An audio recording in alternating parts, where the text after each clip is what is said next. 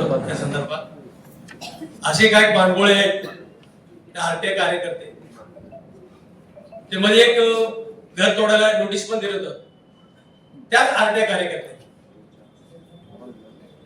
तो जाऊन पत्र देतोय हे घर तोडा. आज एकट्याने घर बांधणारे हजारो घरचे मोठे घर बांधतात तिकडे पैसे 5 लाख रुपयाची मागणी करतात आणि तो आरटीआय कार्यकर्ता त्याची काय आहे का त्याची काय बेस आहे. अशा ठिकाणी पोलीस जनता दरबारला जाते काय करते आणि त्याला आदेश देते त्या ठिकाणी तिथं ते राहत असेल ना त्यालाही माहिती असेल ना परिस्थिती काय. अशा लोकांचे तुम्ही ऐकताय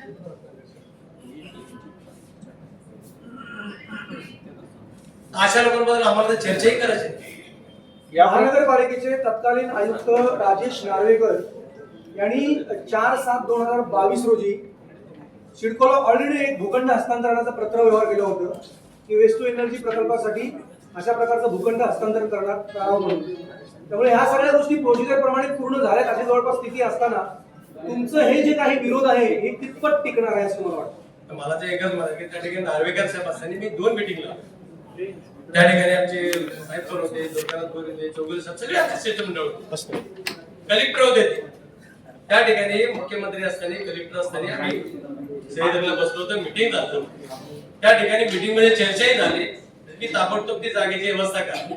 नार्वेकर साहेब बोले सर मी ती जागेची बरोबर व्यवस्था आम्ही कलेक्टरला जाऊन भेटलो त्या ठिकाणी त्यांनी पत्रव्यवहार केले मग नंतर ते बदलून महापालिकेत आले त्यावेळेस पण परत एकदा आम्ही मीटिंग लावली स्कीम त्या ठिकाणी त्यांनी पत्रव्यवहार केले शासनाने त्याने शिरकुनी पण म्हटलेले की शासनाकडे जागा तुम्ही शासनाकडून घेऊ शकता तुम्ही तिकडे मागणी करा. पण त्या ठिकाणी ते पत्रव्यवहार केले ते जर व्यक्ती असते आज कमिशनर असते आज ही परिस्थिती निर्माण झाली नसते. आज जे कमिशनर आहेत ज्या अधिकारी त्यांना काय घेणं देणं नाही त्याला काय घेणं देणं पडलेलं त्या ठिकाणी फक्त त्याला एकच हात आहे की त्या वस्तीमध्येच काय माहिती आहे त्याचं काय केलं. कुलकर्णी साहेब तुमची शेवटची भूमिका काय असणार आहे कारण की तुम्ही सुरुवातीपासून विरोध करत आलेला आहात तुम्ही उपोषण देखील केलं तरी देखील त्यांची प्रक्रिया जी आहे वेस्ट टू एनर्जी प्रकल्प उभारण्याची ती पर्यायानं सुरू आहे लवकरच ते कार्यादेश देखील देण्याच्या भूमिकेमध्ये आहेत.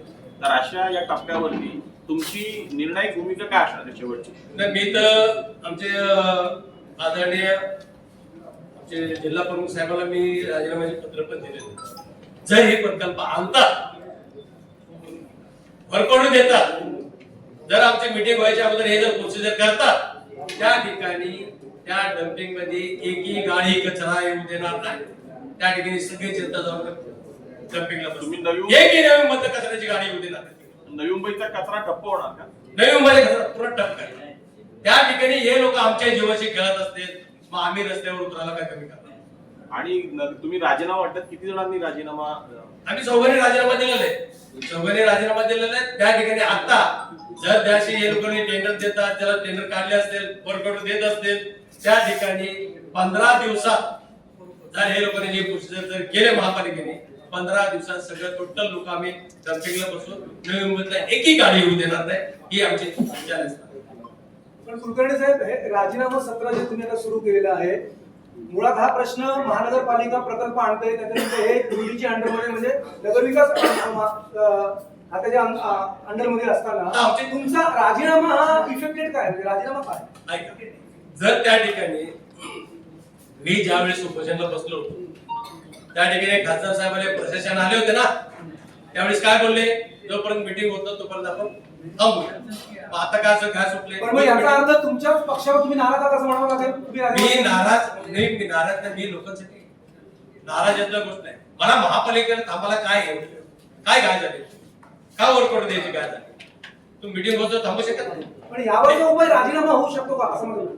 तर राजीनामाचे ते का आम्ही हे बघ मी लोकांसाठी ते काही करत नाही माझ्या जनतेसाठी मी रस्त्यावर उतरत आहे नगरसेवकच्या सोडून द्या नगरसेवक काही नाही ती मी उद्या राजीनामा देईन पण त्या जनतेबरोबर मी स्वतः उभा राहणार.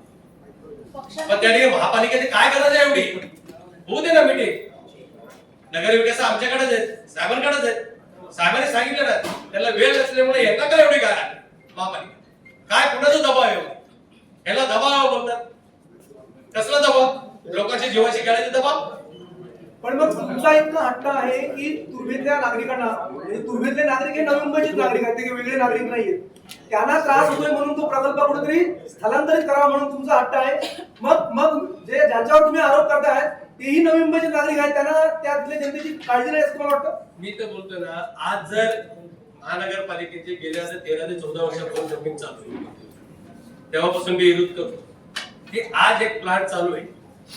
आज आम्ही कुठलेही नगरसेवक जात नाही, पत्रकार पण जात नाहीत. मी 4-5 वेळा गेलो पत्रकार, पण त्या ठिकाणी ते काय चाललंय हे आपण बघितलंय कधी? जर हे आपण बघितलं असतं ना, आज ही परिस्थिती निर्माण झाली नसती.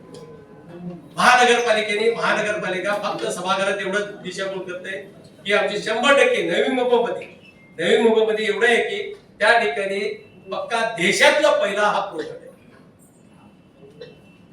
अख्खा देशातला पहिला प्रोजेक्ट आहे. त्या ठिकाणी ते प्रोजेक्ट मध्ये किती कामं करतात या गोष्टीची तुम्हाला कल्पना नाही. त्या ठिकाणी कचरा येते, शून्य कचरा निर्माण होईल नवी मुंबईत, 0 कचरा. आज तुम्ही बक्षीस घेताय,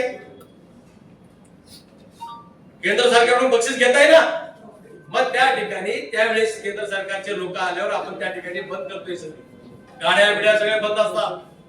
आज जाऊन बघा तिला परिस्थिती काय. जर एवढी तुम्ही 0 कचरा निर्माण झाली असते, मग एवढे डोंगर का उभं राहिले?